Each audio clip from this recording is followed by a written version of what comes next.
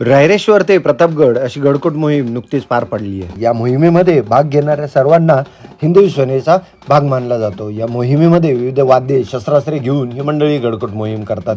या मोहिमेमध्ये असलेला हा ध्वजधारी याची निवड कशी होते हे आज आपण पाहणार आहोत. जय श्रीराम. समरच्या आदल्या दिवशी दौड होते.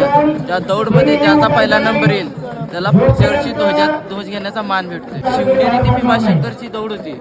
दौडमध्ये मी गेल्या वर्षी पहिला क्रमांक आलेला माझा, त्यामुळे यावेळी माझा ध्वज घेण्याचा मान भेटला. 7 किलोमीटरची दौड होती ती 19 मिनिटं 33 सेकंदात पळालो. एवढं मोहीमध्ये एवढं अंतर चालून पण थकून गेलेलो असतो.